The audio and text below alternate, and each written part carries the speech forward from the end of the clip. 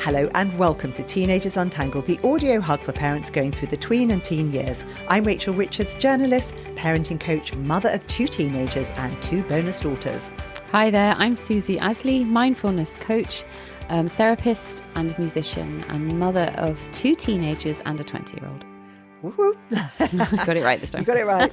Well done. So now today our regular listener Cathy has asked us to discuss how best to support your teen as they go off to university and live away from home for the first time.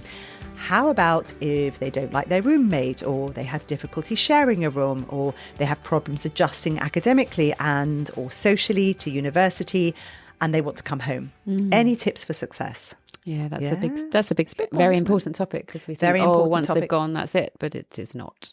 It's not at all. She hasn't elaborated, but it sounds like she has one that's away, but maybe not. Well, when she's saying they want to come home. Okay, so what we'll do, Susie has a son at university, which helps. I just thought what would be interesting is to look at it through the other end of the telescope. So look at the rates of kids who actually go then drop out. Yeah. To then think about what it can teach us about what we need to do to prepare our kids. Because it could be good that they drop out if it's not the right course for them, but actually just making sure that doesn't even happen it can be a good start. So it's a good way around. Yes. I like it. And also we'll talk about the scientifically proven thing that we can do to help our kids. Ooh. Nugget. Do you have a good, wise nugget for us, Susie? No. You do. You always have. Come on. It's not a wise one. It's just a share, actually. Go share. A cringy share. So I had a birthday recently, a big one.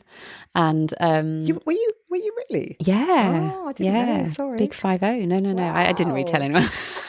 I'm really cool with getting older. That's so far in my rearview mirror, I've forgotten what it feels like. Anyway, congratulations. Oh, thank you very much. Thank you. So my kids and my partner, they're all very lovely. So I just wanted to hang out with them. And they, instigated by my partner, made a box of 50 things they love about me. And it was just the loveliest thing. And they presented it to me at dinner. And oh my God, I was a mess. But it was such a beautiful thing. And the reason I'm bringing it up here, rather than just to go, aren't my kids amazing and my partner amazing, was that they do really appreciate us, because they wrote stuff, and it wasn't just generic stuff. It was stuff that, I could relate to. It was really beautiful. I won't say, because I'd probably be embarrassed. But it was stuff they'd really thought about, and they really, appreciated the difficult, actually, all of them were talked about, the things that were difficult and we'd done together, and I'd helped them through and things like that. So I just thought it was a really beautiful, beautiful moment that made me blub. And I keep reading the box. It's really, really lovely, really beautiful. And I'm sure there are a lot of listeners thinking, I want one of those boxes. No, but I love your point, because the truth is that they may not say it. No. But often, if you are working hard, they eventually notice it. They eventually realise. They do. And I think actually my daughter's really good at, she makes beautiful presents always. And the boys are always like, could we go give you our presents before her? Because I love that. And she often writes really beautiful things. That's just how she is. And not all girls do that. It's not a sexist thing, but she likes expressing herself like that.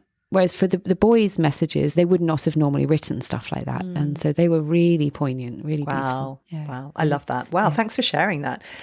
My nugget is to do with my daughter, who right now is spending 4 days and nights at the house of a local family, looking after their tween daughters while they go away. Ooh. Which is really interesting, because there are parents around. So the grandparents are there, are nearby if needed. And she's been paid for this, obviously. Yeah. But I just thought about it and I thought, gosh, those parents are really smart. Now, they've used her to babysit before. Yeah. And the girls really love her because she's 17. Yeah. And these girls are tweens. Yeah. Right? One's not even that age yet. She's not even a tween yet. And for girls that age, it's really special to have an older girl around who sort of can mess around with them, but who's also old enough to really guide them and give them, and who's got values. So obviously you want to pick someone who's got decent values. Yeah. But I hadn't actually thought about it when my kids were that age, and how valuable it would be to sort of draw someone like that into your network, who can then model what it is to be an older girl who's not a person on TikTok that they're accessing, who's not on Instagram, who's not on social. It's somebody who's regular real, person. Yes.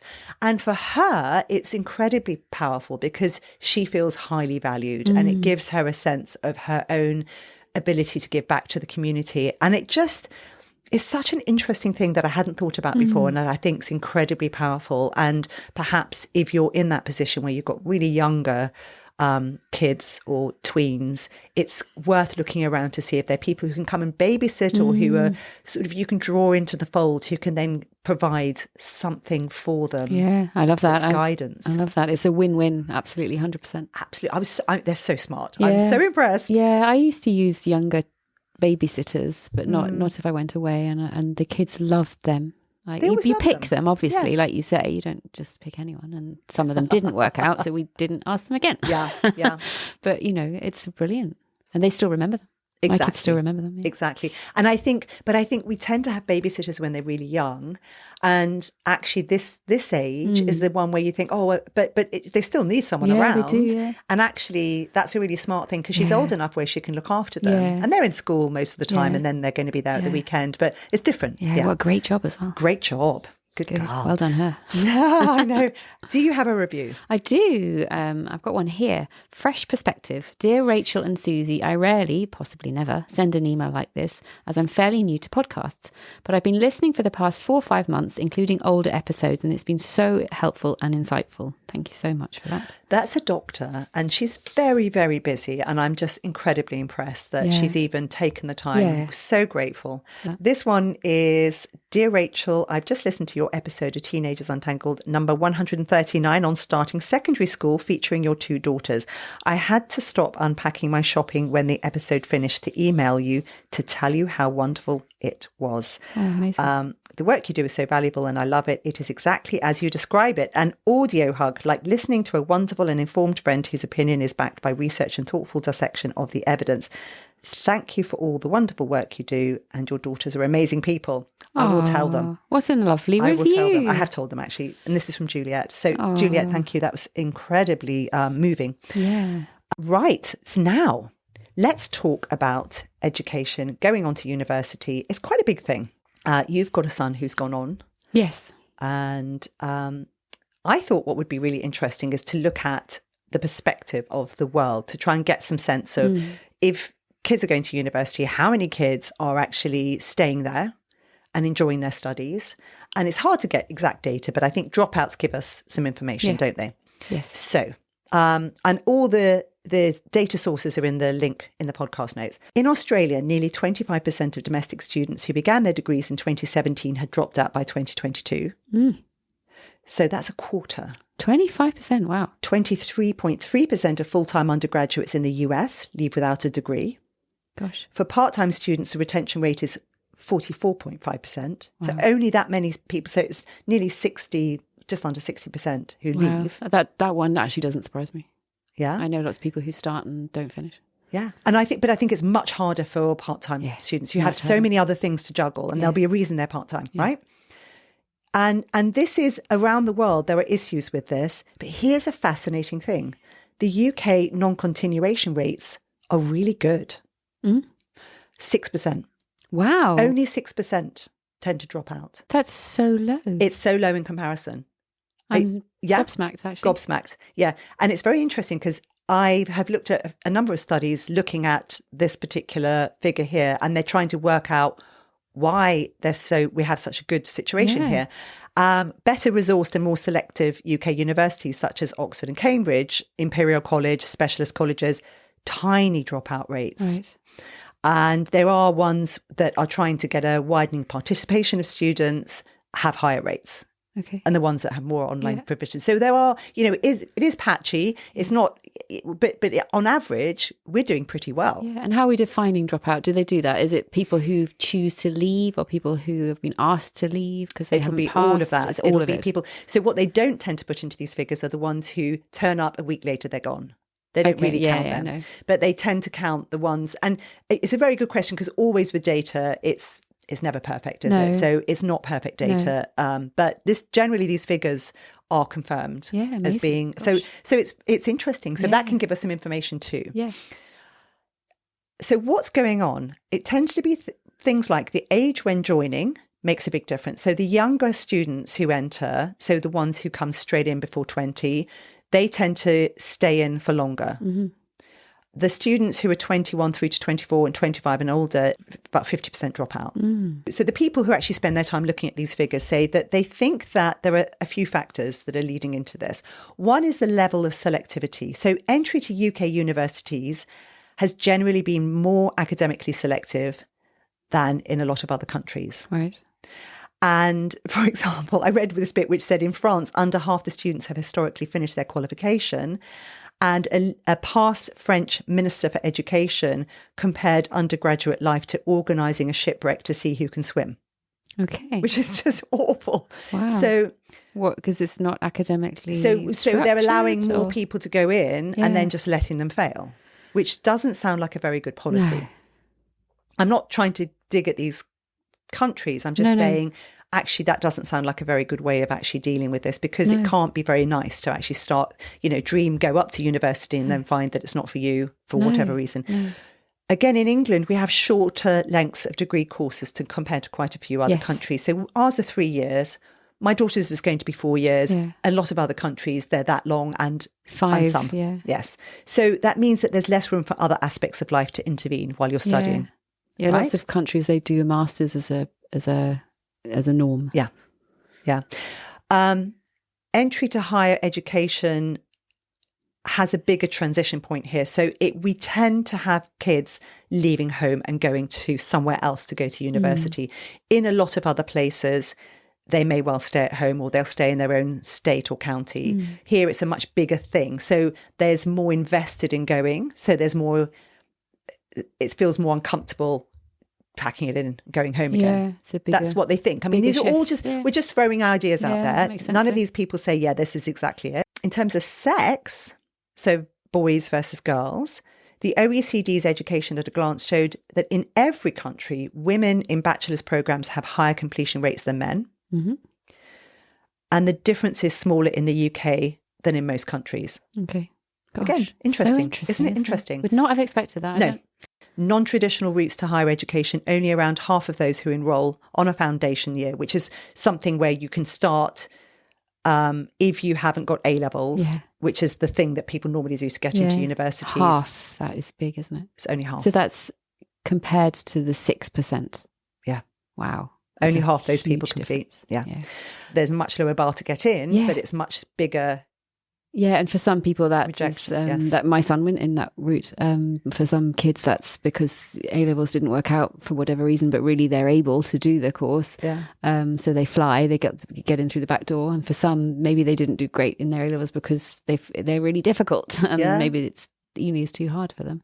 Well, I also think the foundation courses of people who've had catastrophic things going on, which meant it's very difficult for them to access education other ways. So I think it's a really good route that's available, but it can be, Yeah, but it makes sense that catch you out. That it's hard to continue for some of them. Yeah, it's amazing. Looking into it, what indicates that they will stay? Early success is one of the biggest indicators. So kids who go in across all ethno-racial groups, genders, ages at enrolment, if they go in and they are completing all their assignments and they're doing things on time, it's a very good indicator that they are going to be able to cope going through to the end of the course. Doesn't mean that they won't if they're struggling at the start, but it does indicate success to the end if they do, which is kind of obvious, but at the same time, it's actually what it does is it tells you how important those first few weeks, months actually are. Yeah, on both sides, isn't it? It's for the students that they need to keep up and be on it, because it's such a big move and there's so much going on.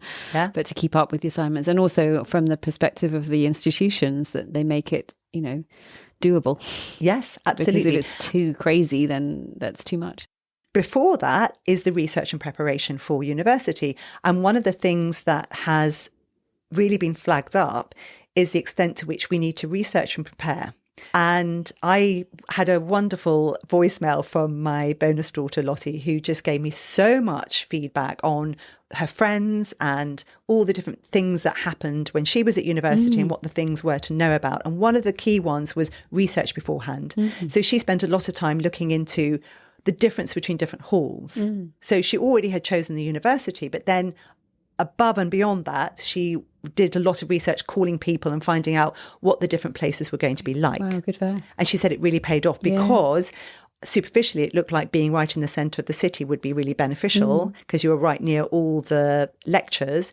But actually, she found out, having chosen to be on the campus, it was much better because that's where all the parties and the socialising was going on. That's really important. Really important. And she found people who didn't end up in that situation struggled to start with.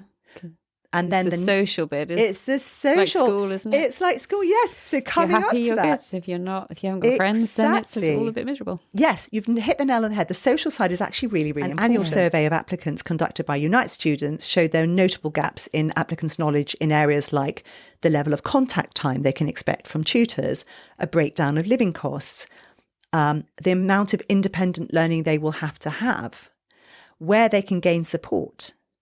And interestingly, when I interviewed Dr. Rebecca Winthrop for the Disengaged Teen, she explained that what they have found, I think it's the Brookings Institute, they have discovered that the kids who flourish, it's not about the place they went to, it's about their ability to find mentors and people within the institution who can support them and help them.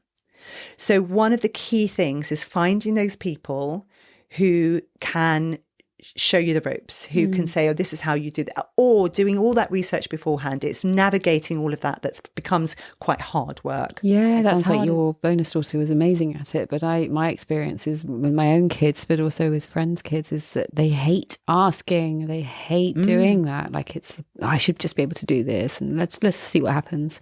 So that can be a challenge, that part. Yes. And I love that you brought that up. We didn't prepare it like this, but actually I love that you brought that up. No, because that brings me on to Dr. Greg Walton, who was in a recent episode, and his book is Ordinary Magic. And if you haven't listened to that, I really urge you to listen to the interview. He's incredible. He's like a sleeper psychologist. Lots of people don't know about him because he's not on social media, but he's absolutely brilliant. I haven't listened to it yet. He's brilliant. And so what he points out is he says there are key moments in people's lives that we're often not aware of. And we don't even know ourselves sometimes that we are asking very deep questions. And those questions are things like, do I belong? Can I do this? Am I enough? Am I loved? Can I trust you? These very fundamental questions. And he says they will tend to come up at these key points in life: transitions, when your identity is under question, or when you face challenges. And you can imagine going to university, you've got all of that going on. Yeah, absolutely. Okay? It's a lot. So the whole point is that if you know that these questions may well come up, which they will coming to university, you can help to surface them and help to clear those out of the way before they metastasize. So what do I mean by that? Someone first goes to university, they are going to be asking that question, do I belong here? Yeah, 100%. 100%. Every single student will be asking that question, regardless of how easy or difficult. So they might be a black kid who's got a family who've never ever been to a university, or they could be a child who's incredibly privileged. Everyone in their family has gone to university. It doesn't matter. They are all going to be asking that question. Do I belong in this particular kitchen in this particular moment? Exactly. And they're going to be scared. So helping our kids understand everybody's going to be fearful of this, everybody's going to be worrying about it, is going to be useful to them. And the way you deal with it is you help them surface that question, like, do you think you're feeling that? Do you think that's happening? You avoid negative labels. By telling someone that what they're experiencing is normal and it's circumstantial, it's not that they're broken or something inside them, can be such a relief. And we do this with parenting, right? Yeah. It's the same, It's the same thing. Yeah. And also saying, yes, you are facing real obstacles. It is hard. Yeah. But that's okay because it will get better. Yeah. And there is a silver lining at the end of that. Yeah. And that all sounds really sensible and really beautiful. But I think the problem is sometimes that they are gone and you might not know all this stuff. You might not know, but what I mean is alone, and then you hear about it when actually they're really struggling. But my point is that so I'm trying to give parents ways in which they can help and support their kids. If you can have these conversations well before they're going to university, rather than saying, oh, it's going to be the best, because I think social media has made it way worse. Yes. So when I went to university, I didn't know what university really was. I just didn't know. I didn't have friends around me who had gone. My parents didn't know, and I thought I was going to be surrounded by a lot of very high-minded people who wanted to discuss deep texts, because that's what I wanted to go to university to do. And I spent my year out reading Dostoevsky and Turgenev and Hermann Hesse and all the American writers. And I turned up at university and I was pretty shocked by what I discovered, because they were all in the bar getting pissed. Just wanted to go to the pub. Yes, which I happily joined in on. So I was very, I was like, but I was thinking, where are all the interesting people who talk about these really deep things? Yes. So it was a bit of a shock to me. But a lot of other people are hearing like, oh, it's going to be the best years of your life. You're going to party. And meet all your best friends. And then people turn up, and I've spoken to parents who've said, well, I turned up and I was in this vast university where I was just a tiny person, and I ended up in a flat with people I didn't particularly like or bond with, and it was a bus ride into the campus, and I was lonely for the first time in my life. Miserable. It's miserable. But the point is, when we can talk to our kids beforehand and say, these things might happen. Yes. And that will be completely normal. Now, here's how you understand what to do. So one of the most important things, and Lottie said this, I've heard this from countless people, is you find out what social clubs are there. That's what Freshers Week is about. I didn't know that. I thought Freshers Week was about wandering around with a whole load of people getting very drunk. I wasn't really getting drunk because I didn't like drinking, but I was just like going with the flow. Yeah. Turning up to the medical centre where they said you have to go on contraception, and me saying, I don't understand why, just these weird things happening. But I didn't realise that. And Lottie made this point very well, where she said, you really, really need to find your tribe. Yeah. And the quicker you do that, the better. Some people slip straight in. Yeah. Other people don't. Yeah. But they will be there. And I remember I was in halls of residence, and they had an option to go and be in the quiet corridor. And the quiet corridor was a continuation of my corridor with a door on it. And I kept thinking, why would anyone be down that quiet corridor? That sounds like a very strange thing to do. But of course, there are people who don't want to be in the rowdy group. Every now and then I'd see them. Yeah. And there were these sort of little people who would be very quiet and meek. Yeah. And some of them were Morris dancers. Oh, wow. That's not very quiet. No, exactly. You would know they were there because you'd hear them walking past with these. So a Morris dancer for people who've never been to England, and probably even if you have been to England, you wouldn't know. These are people who had this old folk dance, and they wave napkins and have bells on their legs. Bang sticks together, and they have bells on their legs, like small bells. But my point is, there were people in my halls of residence who were Morris dancers. Did you have a maypole as well? Susie, do you think I spent any time with them? We just used to watch them going by and think, oh, they and they were guys who would just be the guitar guys. Yeah. All these people found their place. Yeah. And you do, but you do have to be prepared to go and if you don't have a club that does the thing, that really specific thing that you like doing that makes you seem a little bit crazy, put out a leaflet, like go to Freshers Week and set up your stall, because those people will be there. And on the flip side of that, you actually can't make your kid do anything from a very early age. So I said all of this to my son, and he didn't join anything because he thought it was all a bit lame.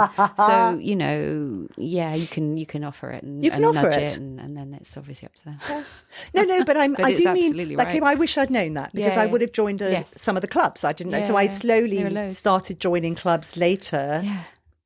Not many, but I didn't really understand the clubs were there. I didn't know what you could do. Yeah, they have everything. At least they have there's a Nerf gun group, and they see them running around campus. How cool is that? And laughing at them. I think it sounds brilliant. I think it sounds so much fun. I would definitely do that. Right? So my point is that this is something, if we prepare our kids beforehand, it's not like being at school where you're shoved in a class with a limited range of people and you can't really, if they're kind of not your tribe, but you just have to live with them. Most of these universities are much bigger, so you do have options. Don't feel stuck. And you also have a lot of time. I mean, I think because most people, they go to school, don't they, and they're at home, and then school takes up part of their day and their homework, and then suddenly they're at university, which is just you're there all the time, and you have to do everything.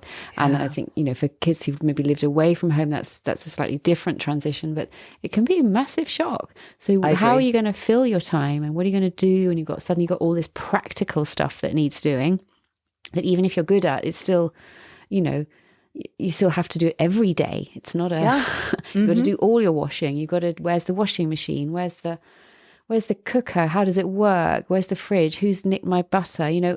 All the stuff. And it's not just, everyone can cook.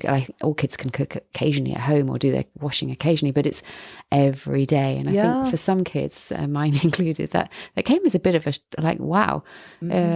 It's life, isn't it? And you have to suddenly adult, which is, even for us adults can be a pain in the neck, can't it? While you're trying to make friends with people and party and stay up all night, which brings me on to another thing, which is this whole really trying to impress upon our kids before they go, because they won't listen to us. But for example, with alcohol, I did talk my kids through how you deal with a situation when people are drinking, you don't feel like drinking, or how you deal with a situation when people drunk too much. I had gone through that with my kids and they rolled their eyes, but they did use it. And it's the same thing with the sleep, where actually saying, so if you get too short of sleep, you will find life will unravel very quickly. So I know that you won't be sleeping consistently. That's a given. I get it. But you need to understand that if you're feeling really burnt out and tearful or psychotic or anything, sleep is the big repairer. And if you can't do it there, come home. These are things where you can plant the seed and it will flower at some point. Yes, they suddenly remember. Yeah, absolutely. Yeah, 100%. In all the difficult conversations. All those conversations, it's worth just... Yeah, exactly. So my point is that we can do an awful lot of preparation. It's not just about, does my child know how to make 3 meals? Wonderful. It's great if they can. Yeah. And those things are very helpful. And a shocking lot of them don't know how to cook at all. I mean, my son they were kind of like shocked. I mean, he wasn't a great cook. He's really good now. Actually, he was all right. But, some of his friends, they were okay. They could boil pasta and stuff like that. And they were kind of shocked that some of them literally didn't know how to do anything. And, which is a real shame. No, but that's a real shame. It is. It's a real shame. It is. And they learn on the job, of course. Suddenly you're chucked into it, but it's hard. But do you remember Sam Kelly? Well, I did that interview with her and she said, if somebody had taught me these things when I was younger, I wouldn't be drowning in my life now. Yeah. So this is the time. Yes. This is, actually, if your child is going to university in September, for example, this is the time when you can actually set them up for success by, okay, look, you really need to know how to cook. The washing machine works. Exactly. Those things. So we can do those things, which are just kind of tick box stuff. The deep work about how you have to understand you might get there and it could be a brilliant. You might meet all the best people right at the start. Probably not. Don't try and make best friends with everybody in the first. That first person you meet is probably the person you're not going to want to spend the rest of your time with. We all do that. But I think preparing them for it might not be okay to start with. And Lottie said that. She said she had several friends where it really didn't work to start with. They were in the wrong halls or they were with people they really didn't like. Yeah. And they then found support to help them move to a different situation. Which is really important rather than just going home and ditching it. Yeah. If you hear, oh, my kid hates the people they're with and whatever, it's trying to figure out what is it about those people that they find difficult. And it may be that they do need to advocate for themselves and teaching them how they can advocate for themselves in that setting. So one of the great things you can look at before they go is what are the structures in place at that university for, okay, something's gone wrong. Where are the numbers? That's quite hard to find, I think, sometimes. Yeah. And also, my son's feedback was that, they're really good at sort of on the website as well, getting people to come. They're really good at that bit.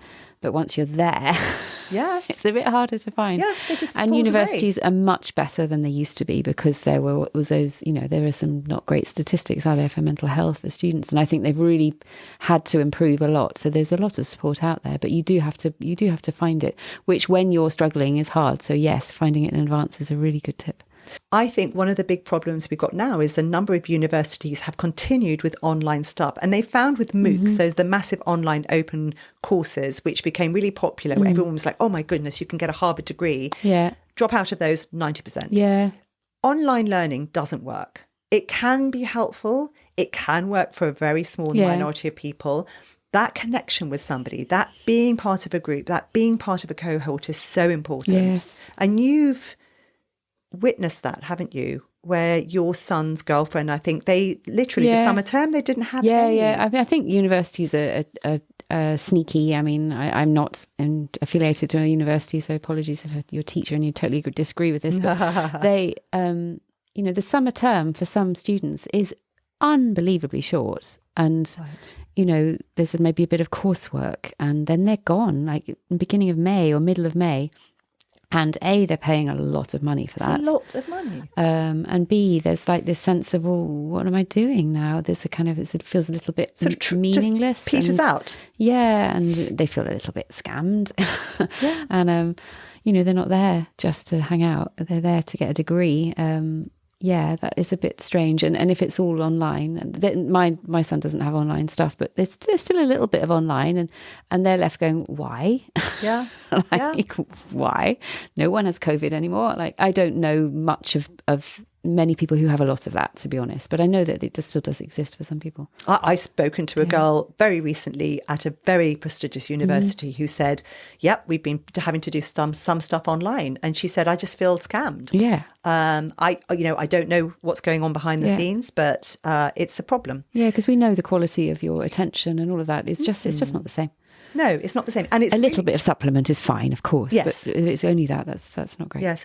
And just to take me as an example, I had a breakdown at the end of my first year. At the end of my second year, I went to my tutor and said, I think I'm going to take a year out. Because I was terrified of that final year. I was terrified of the work involved. I thought, I can't do it. And he actually said to me, no, I really strongly advise against that. You need to stay with your cohort. Yes.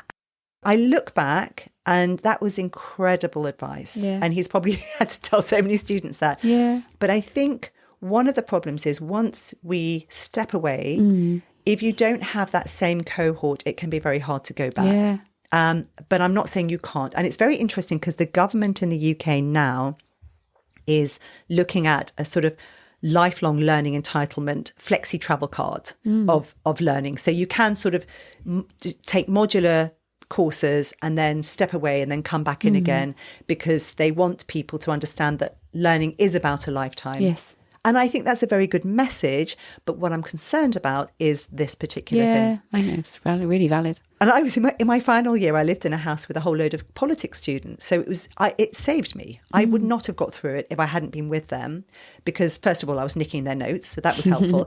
And there was a girl who was in our house who was from Essex, and her dad used to trade boxes of things that had fallen off the back of a lorry. You know, nudge, nudge, wink, wink. Yeah. So it's one of those. And every 2 weeks, she would drive home sobbing to her home. Her dad would sit her down, give her a cup of tea, biscuit, say, all right, love, back you go, and send her back in the car to make her to come back. And we'd all hug her when she came home and said, Sarah, you can do this. It's going to be great. And she got a degree. And her upset was that it was too hard? She was finding it very, very hard. Yep. So I suppose what I'm trying to say is, it's that perennial problem of when do we know that it's time to jack it in and go, oh, yeah, it is too hard for you. Because actually, I think that it is going to be very hard for some of our students. And Lottie said that it was really great. Her mum used to just take her home at some weekends. And, you know, when she was exhausted, she'd just go home. She'd been partying too much or working too much or it was too stressful. And she'd sleep. And her mum would feed her and then she could go back. Yeah. And I think having that backup, soft space to and fall. You've been good with that. Your son has been able to come home, his siblings are there, and just a bit of normality. Yeah, and so I mean, he's not very far away, which is really lovely actually. So he's had a few things going on, and I can just go there actually and take him out for lunch and chat, and then you know, bring him a bit of soup from home. And but I bet I brought the dog once. That. Yeah, it ran across the car park and like, whoa. It's just a touching base, isn't it? So if we can do that, that's a really wonderful thing to be able to offer. And just coming back to the extracurriculars, a student voice survey said 78% of students who didn't participate in any extracurriculars and campus events were not satisfied with their college experience. 78%? 78%. Wow. So that's why this stuff actually really, it's not just about... It's not about ticking a box, it's about being engaged. And I didn't have any money and I didn't do the Freshers Week. I didn't understand what I was supposed to do there. But guess what? Because I didn't have any money, I signed up to be secretary of the student union sort of social side, which meant I used to work at every club night. Every time they had a band there, I would basically be on the door. I'd do my couple of hours checking people in while everyone else was getting their drinks and things, which I wasn't doing anyway. And then I could go in. Yeah, brilliant. So that became my way of actually accessing all of that. So even if you don't have much money, there are ways that you can find, you can squirrel your way into being there part of the social scene. Yeah, absolutely. And it starts to take off. But we have to give. Yeah, and there's lots of sports things you can do for very little at unis as well. I think a lot of students at the moment in the UK, particularly with all the cost of living, they are finding it particularly pressurizing. I keep hearing that coming up through my son and his friends and generally as well. Like this idea of it's the loss of money and what's the point, and we're not going to get a job anyway. Yikes! And it's all very difficult and all a bit negative. So that is kind of like an added weight, and that seems to be really growing in a really unhelpful way. But they're worrying about when they come out. Yeah. The worry isn't so much when they're there, because that's bad, but it's when they come out. What's the point? I'm not going to get a job. I'm going to have to go back home. Most students can't afford a rent. There are some that manage to do get jobs immediately, but there's this it's really, really shifted, and that really is playing on their way they're thinking, and I think that's a very important point. And it's not something we thought about when we were younger. No, not at all. You could just go and live with your mates afterwards, and and pay a really cheap rent in a probably a horrible place, but it didn't matter. Whereas you just can't do that now, and that really does add that insecurity, very, very different taste to the whole student experience. And one other little bit of information that I discovered was that the dropout rates of degree apprenticeships is actually quite high. Yeah, that's which surprised me. That is very because a lot of us are saying, well, that sounds like a really good idea. Is there reasons for that, or I don't just know. I think it's. I know. I mean, I haven't done hours and years of research, but I know. But. Yeah, that surprised me. Yeah. But that's worth knowing. So my whole point is, prepare yourself. Look at the cost of living, where they're going to. Factor that in. Yeah. Also, we can't do anything about the job market. We just can't. No. We are not the people in charge of this. So that's one of those difficult, but we have to know it's weighing on their mind. Yeah, but whatever they're going into, all these universities now, they do actually have statistics on how many of the kids get jobs afterwards. They do, yeah. What are the chances of them finishing their degree? Yeah. All those things are actually out there. We need to look. Yeah, and also question the statistics as well. I remember going to Surrey University Open Day, and they came out with ethnicity statistics, and we were like, what? I don't think so. And they put in, all the European students, and we were like, come. So yeah, look at the statistics, Cathy. Yes, of course. There's lies, damn lies in statistics, wasn't it? Obviously, there are lots of reasons why people might struggle at university. Mental health is a massive issue. And I think if you've got kids who are neurodivergent, the topic of that, I think it's obviously way more challenging. And I know the statistics for them are very different. I agree. Very radically different. And I think a lot of that is the stress of living. They get there, and it's overwhelming, and there needs to be more awareness around that. And it's kind of like catch-22, isn't it? They're struggling, but they're too overwhelmed to go and seek help.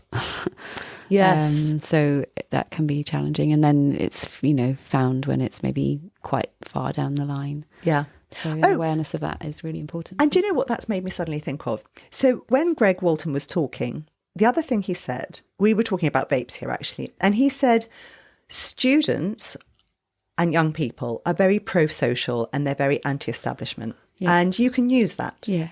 And one of the ways you can help your child who is one of those people who says, oh, I don't need that, I'm fine. And then until they're not fine, is you can actually tell them, I tell you what, it's going to be very hard for everybody. Why don't you be the person who just checks up on your mates? Because actually, because I was the outsider generally, normally, I did check up on people. And actually, it made a massive difference to them. Yeah. One girl had already taken an overdose. Another boy had been locking himself in a room because he was gay and he was being bullied. All these things. Yeah. But having a student cohort where your kid knows, actually, it's not going to take anything out of your day. No, just check on them, knock on their door, make sure they're okay. When kids know that other people are looking out for them and can also advocate for them, I think that's really beautiful. Then it becomes and also the one community. who's checking in and asking, that gives you such a massive boost. It feels amazing to be the one checking, not in a weird annoying way, but just as a general compassion thing. It's really beautiful. And then that actually transforms the community around you. It transforms the community. And in research that's been done of who is considered to be most popular, do you know the sorts of people who are considered to be the most popular? No. They're the people who like the most people. Say that again. The people who are most popular are the people who when they do research into them and they ask them, who do you like? Those are the people who actually have the most people that they like. Oh, how interesting. Yeah, so it's a two-way street. It's a two-way street. And we're not going in for popularity, but it's nice to be liked, isn't it? No, but my point is, if you're reaching out and helping other people, then you become a more useful. People lovely. like to give back. We want our kids to be pro-social. We want them to, and they're wired that way anyway. We think that they're really selfish, but they're not. They're really not. It's just fear. It's fear. And if also from a parent perspective, if your kid's asking if others are all right, they're going to be asked when they're not all right. Yes, so it's another safety net as well, isn't it? Yeah. So those are my top tips.